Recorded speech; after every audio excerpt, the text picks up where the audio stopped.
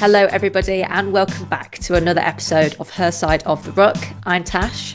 I'm Bernice. And we're not pundits. We're just two women who know what a ruck is. This week, we're back with the URC and we'll be giving our round 15 thoughts from the competition this weekend and ask the question of who is going to get into that top 8 with 3 rounds to go. But the game that we're going to take a deep dive into is the DHL Stormers versus Connacht. Connacht are the first international team to go and beat the DHL Stormers at the DHL Stadium this season. That is an incredible achievement, and we'll be taking a deep dive into that match on this episode. But for now, let's have a look at the table as it stands.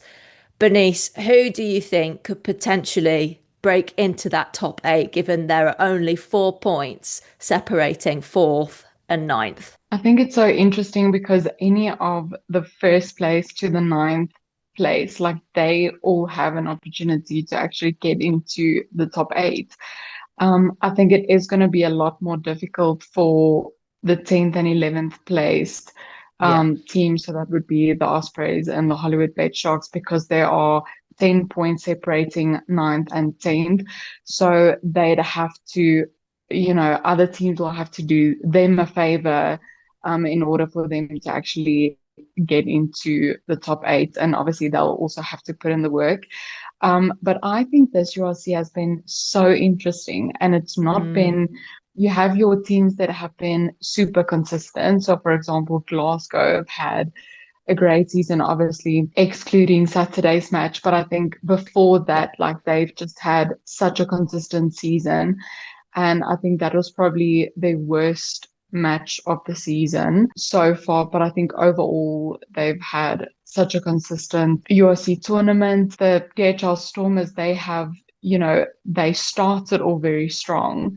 And now they've kind of just been like a downward spiral for them. I still don't know what's been happening on their side, but there's a lot that needs to happen for them in order for them to actually get to first place, which will just make things a lot easier comes, playoffs and things like that. As a South African, I think it's good to see that the Lions are ranked 4th. I know there's still a lot that can change in terms of, where they'll eventually end up in the top 8. And hopefully, they will end up in the top 8, which I think they will. Yeah, I think it's good to see the Lions ranked in the top 8. They're currently 4th. There are 3 points separating them and Leinster, which I think, is not bad at all. And the Lions can definitely pass Leinster if obviously results go their way and other teams do them a favor as well. So I think it's going to be really, really interesting to see who makes the top 8 this year. But I'm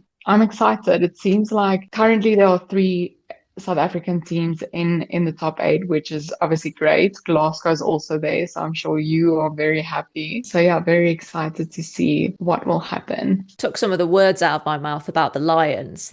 They've really crept up on us, and maybe we haven't necessarily been the most flattering of them in our commentary in the past, because we've compared them to Edinburgh, like the up and down team that they are.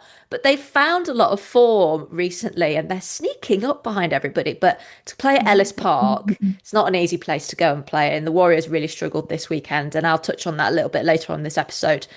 But Connacht are the team just straddling on trying to breach into that top 8. They're currently 9th, and the performance they put out against the Stormers this weekend was absolutely stellar. Let's talk about that, shall we? Because I think it was the second half showing for the Irish side that, well, it was. Sorry, I think it was the second half showing that won them that match. Stormers had the edge in the first half, but it was still quite tight. What, a 10-7 half-time scoreline? So it wasn't this huge, big deficit that Connacht were having to claw back. Stormers just started very strong in the second half, and Connacht just finished so well in that final quarter. They definitely did, and I think the Stormers will have a look at this match and go like, oh, what did we do? You have to give credit to Connacht for the way that they played and the way that they stayed in the fight. I feel like Connacht is really one of those difficult teams to play. Like you can never be Mm, sure that you will beat them. They are a very difficult team, whether at home or away. They are a tough team to beat. I've seen it in the past where they've really been a tough team for the Stormers to play, because I remember there was one here where they also played the Stormers at the DHL and they really gave them an uphill battle. So yeah, but I think Connacht did a lot of things right. I mean, the Stormers were in front up until the 52nd minute, if I'm not mm. mistaken, and then I think ultimately it was the tries in the latter half of the second half, which ultimately took Connacht over the line. But I think it was that intercept try that just, you know, oh, it was bad. Like I really felt for the Stormers. But yeah, I think Connacht did very well to stay in the fight. They were 24-14 down. And, where many teams kind of fade, you're away from home, you're on tour. It is a difficult match to play. Stormers have been one of the strongest teams in the URC at playing at home. So for Connacht to actually beat them is, it's a massive achievement. But I think Connacht didn't panic. They kept playing their phases. They kind of trusted in their game plan and their system. And I feel like they took the points when the points were available. And I also think the tries that they scored in the latter half, it wasn't luck. It was actually good support play and good awareness by Connacht. So I wouldn't see this as, it was just a lucky shot for Connacht to actually win the match. I really think they played well. Mm. And I think the Stormers did a few things wrong, which I'll dive into a little bit later. But as a neutral, what were your thoughts on the match? I think for any team to go and beat the Stormers at the DHL, that particularly this season with their run of form, is an amazing achievement. And I echo your thoughts about how Connacht really exploited Stormers' I suppose, mistakes in the second half.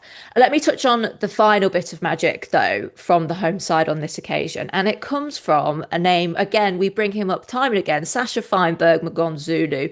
That final try for Stormers with the steps. How many steps inside, outside? He's got dancing feet, that man.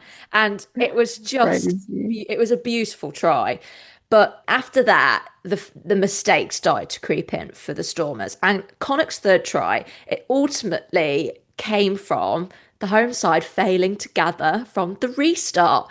Now, as I was watching back this game, I thought, I'm feeling a bit of deja vu here because this is what happened when the Mm. Hollywood Becks Sharks went to the DHL. There were so many fumbles from the restarts, and the Sharks exploited that just as Connacht did on this occasion. So what are Stormers drilling in training when it comes to the restart? Or are the analysts reviewing how teams are kicking the ball from the restart? Because I know plenty of other clubs do that sort of review, whether it's midweek, whether it's during the match in the half-time talk. So a couple of lessons there that maybe haven't been learnt from a fixture facing another South African team, and now an Irish team has exploited that. The bonus point try for me for Connacht was beautiful.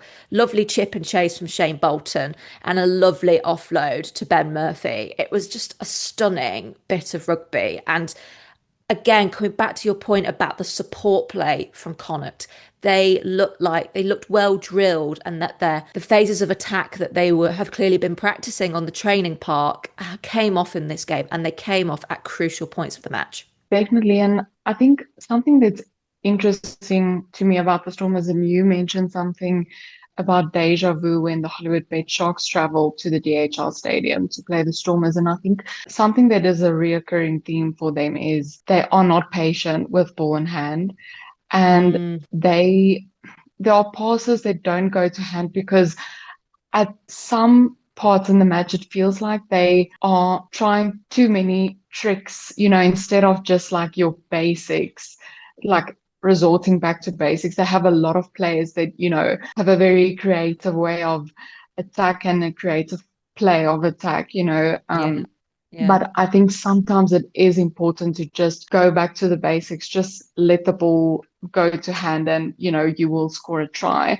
But it really feels to me like they're trying to overcomplicate things at times, and it really comes back to bite them. And it's not the first match where this has happened. And I think it's something that I've seen multiple times, and they're also not patient.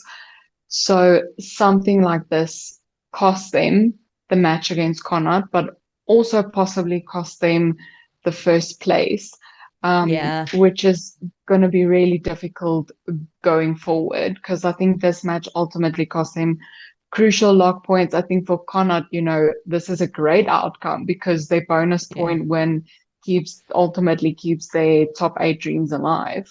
A great game, I think, as a neutral. Mm. What from the Stormers, them and Northampton Saints, I think, play a similar style of rugby at the moment, Mm. where when the offloading game works, it works really well. Mm. And there aren't many teams that can stop them. And when they do find their attacking phases, they're ruthless. But I like your point about the patience. Now you're talking to somebody who is probably one of the least patient people to ever exist on this planet. So I can't really talk much about being a patient individual. Yeah. However, when it comes to a tactical piece of play, I think that's a really great way to maybe summarize how the Stormers didn't play and Connacht exploited that and were patient and consistent, particularly in that final quarter of the game, and the fruits of their labour paid off. I thought this was a great match and shows how exciting the URC is as a league. And for all of those travelling Connacht fans, what an amazing result. Let's talk about two teams from the Welsh unions. I was so impressed by how Cardiff came back in the match against Scarlets, and it shows that actually the Welsh regions are not in as bad a place as maybe we thought they were. So there's something for the Welsh to shout about, absolutely. So Scarlets 24, Cardiff 28. I'm going to start with some positives for the Scarlets. Their second try was a bit of mastery, I have to admit. It was a great display of athleticism from Tane Plumtree. So basically, Plumtree receives a wide ball and he is a flanker, but he's being tracked by Johan Mulder, which is Cardiff's nine. And Plumtree basically is about to be dragged into touch, but he's in the air and then he's in touch, but in the air, passes the ball back inside, offloads it to Johnny Williams, who runs in and scores a try. It was stunning. I'm in absolute awe. This is a flanker we're talking about. I have been so impressed by forwards in rugby at the minute, like how Mm. hybrid they have been. And we've seen props making line breaks and running 20 meters. Now we're seeing flankers flying in the air like we would normally see wingers. Absolutely amazing. It was a stellar try. And Scarlets continued their run of tries and got two more in that third quarter. But when Cardiff's bench was offloaded, the men in blue were unstoppable. It was a remarkable turnaround how they came back to win and get a bonus point try as well. It did help that Cardiff had the numerical advantage for the final try that went to the death. Scarlets were starting to leak penalties at that point. So Cardiff were up 15 men to Scarlets 13. And coming back to your point, Bernice, about patience. They were patient in attack. They were patient in attack, went from short range, got over the line, knocked the conversion over, and Cardiff walk away with the win. And you think that is the product of what Welsh rugby should be, of a Welsh derby. That's the product of the URC and why it's so exciting. For me, those were the two games that were potentially the most exciting. I know Ulster and Leinster had a very close result, and that's again another Irish derby, close contest. But for me, those were the two matches that really stood out from the weekend: Stormers v Connacht, the Scarlets v Cardiff. I want to touch on what we spoke about with the Lions and Glasgow at the top of the show. Lions now in fourth.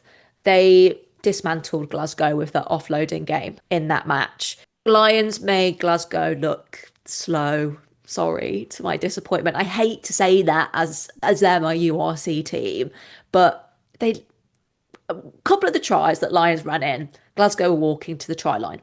They weren't running. They looked like they'd lost a bit of the edge. And it was the same story when they went to play the Lions in the 2023-24 season. The Lions ran amok of them, quite frankly. However, the positive sides of that loss was on the road to them becoming the champions in Pretoria. So I have every faith in Franco Smith, but this weekend is the top two clash. the Glasgow Warriors go to the DHL and face the Stormers. That is going to be a match to watch. It definitely will be. And I think the way that you're thinking about this whole situation after Glasgow's loss against the Lions, I think a lot of Scottish fans will be very happy to hear that and just, a pick me up after the bad loss against the Mm. Lions. But if I were Glasgow, I wouldn't be too worried. Mm. Yes, obviously it's not a great one to lose, and you are getting to the tail end of the competition, and it is crunch time now. But I wouldn't feel too bad. I think the Lions, as we've mentioned, we've said they are very inconsistent. We've compared them to Yeah. Edinburgh. Somehow they're in the top four currently. It's crazy. I still don't know how they got there. But I think they just managed to win games at moments where it mattered most. And now they Mm. are in the top eight, top four currently. But yeah, I am looking forward to the Glasgow versus DHL Stormers match because obviously Glasgow lost, the DHL Stormers lost. So it's going to be interesting. I think there are a lot on the line for both the two teams. Yes. And I think the Stormers just needed a win against Connacht. And, ultimately that didn't happen. And Glasgow lost, and the Stormers needed the Lions to do them a favor, and the Lions did. But then, unfortunately, the Stormers went on to lose. So I'm very much looking forward to this match. Yeah, I think it's going to be a big one, and there's a lot on the line for both of these two teams. Yeah, and if let's say Glasgow win, for example, they only stretch where they are Yeah. as league leaders. I am sure Leinster will be chasing in behind. And again, if Lions get another good result from this weekend, they could also etch a little bit higher. But I think for when you think about John Dobson, some of the surely he must be speaking to the team and being like, guys, we have worked so hard this Mm, season. We cannot let it slip in the final three rounds of the league. We're out of the thing is for both of these teams, they're out of the Champions Cup. All of their yeah. focus and energy is on the URC. And they've both been very consistent throughout this competition. So I don't think this fixture is do or die, but it will certainly determine who could potentially get a home grand final if both of these teams progress in the knockouts in the way that I think they potentially could. But let's see if both teams can bounce back. For my heart, not sure I want a close result, but inevitably it probably will be a close result. I think so as well. I think it will be a close result, just seeing that both teams are coming off a loss and just everything that is on the line. I also wouldn't say it's knockout rugby, but I do think I think there are only three matches left now, and I think every single result will matter. So if the Stormers lose and Leinster win their match, Leinster are second. If the Stormers win and Glasgow lose, then, it will come down to points difference, or if the Stormers win with a bonus point, obviously they will ultimately be ranked first. So there's just a lot that can happen this weekend. And if Mm, Leinster lose but Lions win, then the Lions will be third. So there's really a lot that can happen this weekend. And I think because the margins are so small between the teams and yes. the margins are so small separating the teams, I think it makes it so much more interesting because really, I mean, they can almost leave it up until like the last match to determine like who will end up in the top eight. And I think this hasn't happened in a long time in the URC. I remember Yep. last year a similar thing happened where I think it happened to the Lions where they ended at, I think it was eighth place. I can't remember if it was last season or the season prior to that, but they were ranked eighth, and then there were a law something that there has to be a Welsh team in the top eight. So then ultimately Scarlets progressed, or there was a last minute win from Oh. Scarlet's side. I can't remember, but it was a whole thing. So I think something similar can happen this time around where it literally comes down to the wire for these teams. And that's what makes this league very exciting. And I think that's what differentiates the URC from other rugby league products, particularly the Northern Hemisphere domestic leagues. Like we say the URC is a domestic league. It is, but it's not. It's like the domestic international league. But every single year, the race to the eight, I know it's a marketing slogan and then they use it all over social media, but it is true because they are all chasing those top eight places. And if you get into, it's always more difficult if you're what, fifth to eighth, because you're playing away from home pretty much all the way, unless fifth to eighth knock out everyone in the top four, which hasn't happened in the history of the competition. Maybe this year, hopefully not for my team. However, as it stands anyway, I don't want to jinx it too much.